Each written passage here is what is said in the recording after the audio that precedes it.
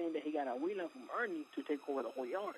Have you heard about Arnie from Frogtown? Youngster from Frogtown is in dire danger. He's calling a tapped line. He ended up ripping off the cartels for about $35,000. He was killed by the Mexican Mafia, and that's the truth. Hey folks, my name's Renee Enriquez, and you are watching Uncensored. This is Mosca from Primera Flats, discussing business with little One Vega.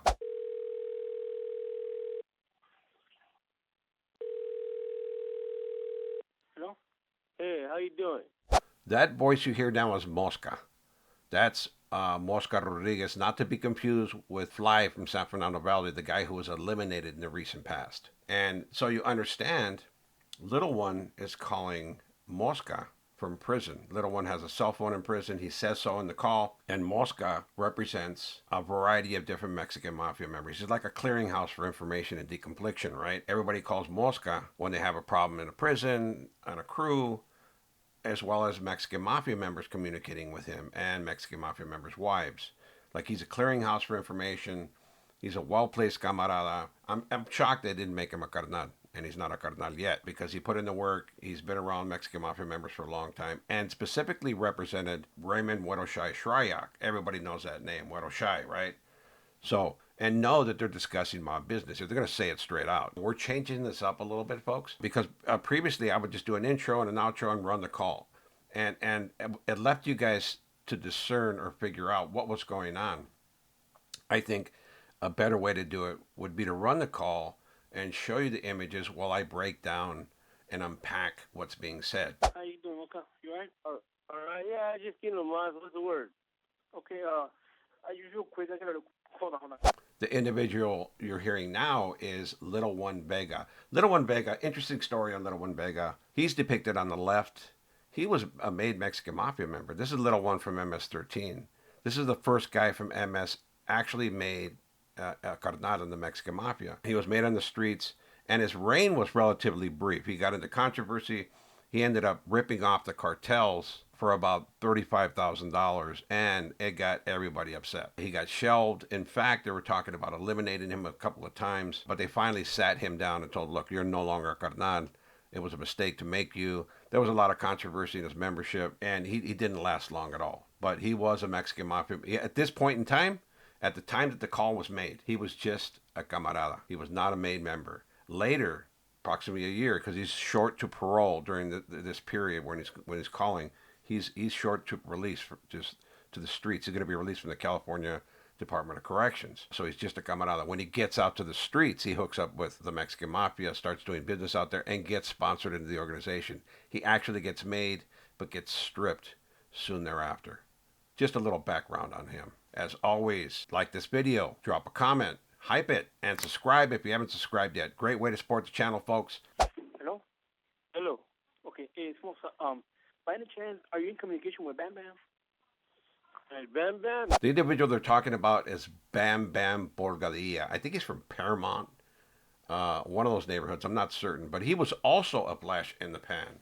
He was made with about 3 other guys during a period of when he was on the streets, and he was sat down as well. There was a group of dudes, Bam Bam, Little One, Cholo, and Dreamer from MS-13 as well. They were all made members. They were all made carnales, and they were all stripped immediately. They lasted for about a year as Mexican Mafia members and were functioning as Mexican Mafia members, but they were stripped out immediately. No, but I guess I got somebody that kind of does got communication with him. Okay, now I want to ask you. Right now, it's two deals out there right now, right? Yeah. When he speaks about deals, he's talking about Mexican Mafia members. He's asking, there are 2 Mexican Mafia members on the streets, right? And Mosca replies, yes. You got any contact with them? No, not really. The heck it does. You mean? Yeah. Man, because we got a little big problem, kind of big problem, you know what I mean? Yeah. And we wanted to get it fixed before it gets out of hand. Well, yeah, ¿qué pasa? You don't mind, maybe I might be a service for you. Yeah, in Salinas, okay, check it out. This is what happened. See, okay, before T left, somebody was right there representing him for the yard, right? Yeah. In Salinas. So T could be a number of people. It could be Turi from Cucamonga. It could be T-Bug Moreno. And I can't think of any other brothers' names that start with a T. Those are the two members that I know, but I'm uncertain, so I'm not going to put their image up. And they're talking about Salinas Valley State Prison, California Department of Corrections. And when they talk about having somebody there for them, they're talking about a representative or a mesero. And for those who don't know mafia jargon, a mesero is a committee member. When the Mexican Mafia was incarcerated at Pelican Bay Shoe and in isolation and had no communication, they appointed individuals to represent them on specific yards. A mesa is usually comprised of 5 people who act as representative for Mexican Mafia members, and they collect money, they render edicts, they're pretty much the bosses of the yard, but they're not Mexican Mafia members. They just represent made Mexican Mafia members. Well, homeboy Sackboy from 18, he went to the hole and never said no feria. Anyways, he's in the hole. When he comes back, basically he's going to have to do some explanation to do. Lucy, you got some splaining to do. But anyway, so we had another homie the other day step up on behalf of Jorge. But the Jorge they're speaking of is George Bustamante Jr. George Bustamante Jr. is from Venice, California, the gang Venice, and he's a made Mexican Mafia member. The way they told Sab was to step down from the mesa because they told him that G was in one, right? So the G they're speaking about is, again, George Bustamante Jr. Yeah. There was all that rumors, right? So I was locked up. I was in recession. So now that I have my phone, I called over to see how things are doing, and they tell me that they explained to me that had made him step down because they were saying that somebody came saying that he was not one. He was in one, right? So this is a continuous thread about George Bustamante Jr. and the controversy that swirled around him not being a carnal. This could be a little confusing because his father's name is George as well, and his father often represented his son and territories that he controlled. And people often confuse the father as being a made guy when it was actually the son that's the real Mexican Mafia member. So I told them, so we called Bam Bam, and Bam Bam said, look, if you guys want, we could put somebody in the fucking phone right now. So the homie Selena said, no, that's not necessary. So we got a homie up again. We have a homie again representing G, right? But now we got this guy saying that, again, saying, hey, no, wait a minute, he's not one. You know, this is coming from Arnie.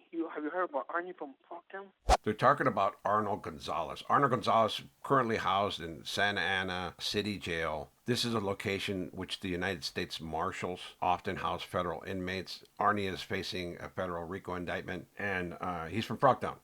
I knew Arnie before he was a carnal in the county jail, and now he's facing federal RICO charges for this specific type of activity here. And and just so you understand, this call is one of thousands of calls that were intercepted in Operation Black Flower. Operation Black Flower was a Monte PD investigation that involved the DEA. It was a 4-year-long investigation. 41 individuals were indicted, and every one of them pled guilty without going to trial. I worked on the communications for approximately 4 years in this case, and all the calls are like this. They're just filled with information. Little does little one know, if that makes sense, that he's calling a tapped line. Mosca is a primary target in this investigation because he represents so many brothers, particularly Raymond Huerta.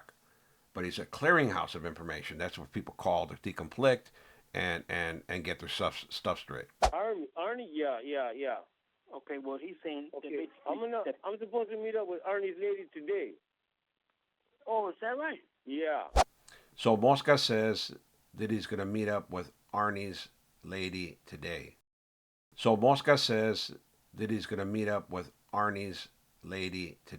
That's Arnie's wife. So that's how trusted of an individual Mosca is.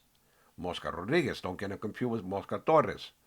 Mosca Rodriguez is the guy depicted here. He's depicted on the right. That's Mosca. Yeah. Okay. Well, supposedly Youngster from, I think it's Frogtown or Atwaters, said that his Pia went to the bay and seen Ernie, and that he told him, no, George is not my brother. And supposedly Youngster's saying, too, now he's saying that he got a wheeler from Ernie to take over the whole yard. But right now in that yard, we got Psycho from B&E is representing Smokey and Eddie Boy. So the Smokey he's mentioning is Jimmy Sanchez, and the Eddie Boy he's mentioning is Deadeye Ed. That's the image you're seeing now. Smokey on the left and Eddie on the right. Both, I knew both of them. In fact, I was Deadeye Ed's sponsor. I was his padrino. I brought him into the organization. Smokey passed away from colon cancer, and Deadeye Ed was eliminated about 5 years ago. He was murdered in East Los Angeles. He was killed by the Mexican Mafia, and you know why now. They call him Deadeye Ed. Look at the picture closely, and you'll see he has an eye that points off to one direction. That's why they call him Deadeye Ed. And they're talking about representing, and that means that these individuals represent specific Mexican Mafia members. Yeah. And A boys like, nah. My brother couldn't be saying that. So right now, the youngster thought this guy Youngster, he might get in a big ring, but he's saying that he got a wheeler from Arnie to take over the whole yard. So this is the complexity of yard politics, particularly when Mexican Mafia members were locked up. This was at a time when Mexican Mafia members were still in the shoe and they had representatives on the yard. Now that Mexican Mafia members have been released to the general population and cell phones, they don't need representatives. They do it themselves. But this was the complexity. Sureños would vie for position and they would politic on each other. They would contact Mexican Mafia members and ask to be put on the mesa or allowed. They'd ask for permission to represent that Mexican Mafia member because it's power.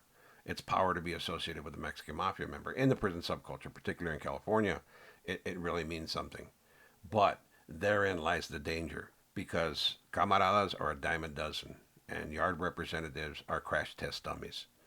I couldn't say that any more clearly. They're crash test dummies because any Yahoo from any neighborhood can get permission to run a yard. Mexican Mafia members don't know these guys.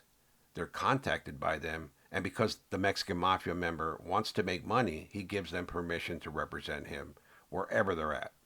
This creates conflict within the organization. As you're hearing now, you're hearing real conflict in the organization where people are vying for control of that yard, discrediting other brothers, removing other Mesa members, and they willingly do this. Little do the individuals understand, the meseros, these representatives, that they're going to be thrown to the side of the road as soon as controversy arises. And the carnal doesn't even care. As long as he's making his money, if it's $500 a month or $200, he doesn't care. So these people are taking their very own lives, and if you call it a career, because that's what they call it, their careers, and they're crashing them. To take a seat on a mesa is to crash immediately. Very few individuals survive that process, and it's from those guys who survive that become real camaradas of the organization and potentially get made members in the future. But very few ever make it to the level of Mexican Mafia member. This is like a position where people go, their true colors are shown, and their managerial skills or lack thereof are shown, and they get chewed up and spit out. And that's the truth. And before this, he told the mesa, look, homie, I don't know why they put somebody representing G. G's in one.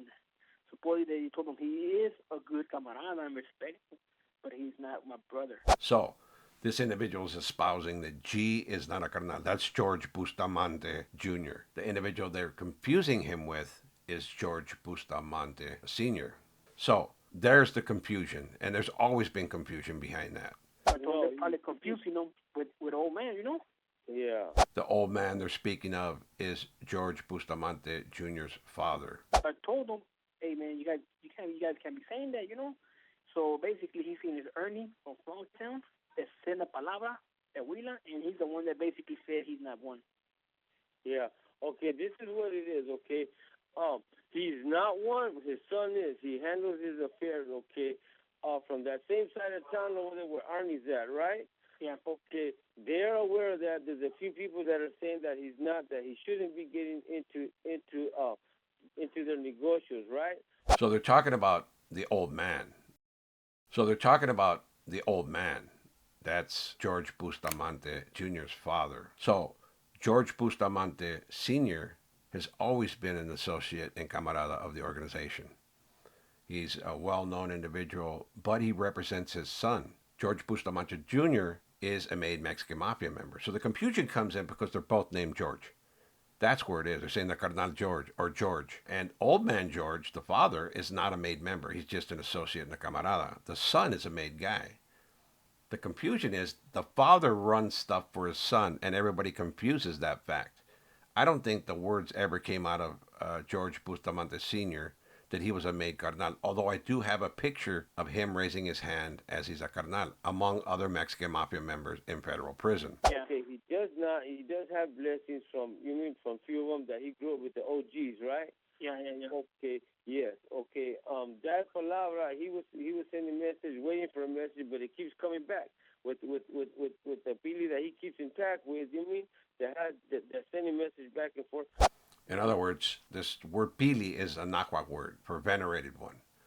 It means Mexican Mafia member. It's a word they use to describe a Mexican Mafia member. Pili, that's spelled P-I-L-L-I. It's saying they are aware of it, okay? Yeah. That, okay, he is, okay. There's a whole misunderstanding there. The people are trying to say that he is. Somebody was trying to tell me that they heard that he was. You mean that they heard it out of his mouth? He said, Charlie, he does not say that he is. Mm-hmm. Hello? Yeah. Okay, yeah.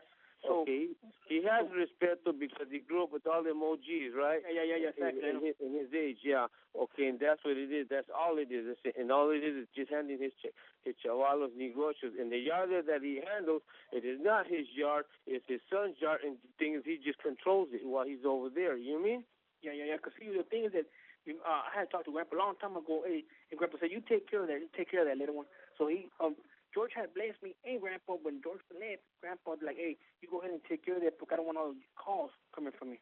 So Samuel was calling me, but then Samuel never reported, and they had told him to step down. I got locked up, so I was not aware of it, that they had made him step down. So when I finally got a phone and I called over there, "Hey, how's things going?" You know what I mean? They said, "No, Samuel's been gone. He went to the hole, and we made him step down." I'm like, "What do you mean you make him step down?" I'm like, "Yeah, because some fools were saying that George was not one." I told them, "Wait a minute." So I got on the phone and called Bam Bam, and I told Bam Bam, put the Theo on the phone. So the Bam Bam they're talking about is Bam Bam Bolvadilla. He was a Mexican Mafia member. I told you before that there were a group of these individuals made, including Little One, that were forced to step down later. They were stripped of their Mexican Mafia status. They are not Mexican Mafia members at this time. But at the time when this was occurring, Bam Bam was a carnal. He was made on the streets with a group of other individuals and was immediately stripped thereafter. And Bam was like, "All right, hold on." And then the homie that from the mess, I said, "No, don't, that's unnecessary. Don't even trip." It was probably a misunderstanding with his homie, and we have somebody again representing G right now. So, but right now this vato just came out of the nowhere. Youngster saying, "Nah, why is he in the mesa if G is not one?" And then right now he said that he just got a wheeler from Arnie saying, "Hey, I'm blessed to take over the yard." Okay, who's the vato? Okay, because when I see her right now, okay, right, because I just got done talking. She's supposed to give me a holler back, right, and come up. We're supposed to meet up. Okay, his lady, okay, and she goes up to on a regular basis. She's probably gonna go see him next week. Okay, so who is this vato? So Mosca Rodriguez is talking about Arnie's wife, who's going to see him, and I believe this may be Mona, the call you previously heard on Saturday. I believe this may be her. I have a strong suspicion that this is her. I believe this may be her. I have a strong suspicion that this is her. That is saying that he got the mensaje personally directly from him, saying to take over the whole yarda. Okay, Youngster from Atwaters or Frogtown. Youngster from Atwaters. Or Frogtown. I think it's Frogtown. They're not sure. They want me. They told me if I wanted to get all the. I told them, yeah, go ahead and give me a call. But they're not sure if Atwaters or Frogtown. Yeah, okay. Get the information as soon as possible and call me right back. But I'm gonna tell her right now, if I meet up with her before you get this mensaje to me, you mean if you get this to me before that, okay, I'm just gonna tell her he's either Youngster from Atwater or Youngster from Frogtown. Yeah, okay, what time are you going to? Well, I'm waiting for a call right now to meet up with her. You mean? In my humble opinion, Youngster from Atwater or Youngster from Frogtown is heading for a wreck real soon. He jumped out and is voicing opposition to a made carnal, but he's only repeating what the Mexican Mafia member told him. Arnie told him that George was not a carnal, but he's speaking about George Bustamante Sr. The son, as confusing as this gets, George Bustamante Jr., is a made Mexican Mafia member. So this guy Youngster from Atwater or Frogtown is only repeating what Arnie, a made Mexican Mafia member in Pelican Bay, is saying. So he's following the lead of the Mexican Mafia member he works for. And he's heading for a crash. Because if this blows out of proportion like it already has, right? And the made Mexican Mafia member George Bustamante Jr. hears this, he would be irate. He would be upset that somebody is circumventing his authority and questioning his membership in the Mexican Mafia. And the first thing I would do is say, whack him. That solves the problem right there. Not only that, it sends a message to Arnie Gonzalez not to involve other individuals in a prison that I controlled or that George controlled. You can call her and give her a little heads up because they're about to take the foot down because the way he talks and the way he dresses himself, you know what I mean? Yeah. So Psycho from BNE was like, wait a minute, I got fucking Ed in the phone telling me Charlie, and you know what I mean? So he's like, I'm not gonna go against my deal wishes. You know what I mean? Yeah. So they call me. Did you finish searching my cell right now? So I barely got the phone back. I'm like, wait a minute, you know what I mean? They called Dreamer yesterday so they couldn't get a hold of me. Yeah. So can you take care of that for me? And So the Dreamer they're talking about again is Dreamer Bobadilla. And they previously just mentioned Eddie, who is depicted on the right. And one of the things that really surprises me about all this is that these individuals represent individual Mexican Mafia members. And that's where it started going wrong. Their loyalties lied with individual Mexican Mafia members other than the organization as a whole, because the real principle of being a camarada, or the real foundation, or the philosophy, is that you represent the organization and not one carnal. Here is when politics started going wrong and a lot of associates started getting eliminated because they would dedicate themselves to one Mexican Mafia member. Right or wrong, they were following him blindly. And that's not the way it's done. Camaradas are the backbone of the organization and always have been. Without Sureños, the Mexican Mafia members are nothing but 40 or 50 guys locked up in maximum security prisons in the state of California, and that's it. They could do nothing without Sureños. So Sureños just affixed themselves to carnales, losing the philosophy that they represent the organization in its entirety, and that was a huge blow to the organization. Because before, camaradas were dedicated to the organization itself. And fucking, I'll call you back like in 5 minutes to give you all the info on about the name and last name and CVC number and everything. Okay, yeah, we'll do that, okay? All right, and meanwhile, I'm going to try to see if I can get a hold of her again. Hey, what's her name? Huh? What's her name? His lady? I don't want to put no names out there, homeboy, you mean? Yeah, because supposedly this Vasa's saying that her tia is the one that goes out there to visit him. So now supposedly he's next to them. Well, that's who I meet up. That's who I see. Okay, Yeah. She's from this radio right here where I'm at out here in Monte. Yeah. Put it that way. Okay. Okay. All right. So I'll call you back right now. All right. Yeah. Okay. All right. Bye. Okay. Bye. Youngster from Frogtown or Atwood is in dire danger. But he didn't do it himself. He was led there by the carnal Arnie. Arnie's telling him that George is not a carnal. But what Arnie's actually talking about is George's father, who is not a Mexican Mafia member. Confusing as all heck if you don't know. I know. Let me know in the comments. As always, hit that hype button, give it a thumbs up, leave a comment, and subscribe if you haven't already subscribed. We want to get to 100,000 by December. Let's get there, folks. Let's meet that milestone. With that said, stay safe. Peace out.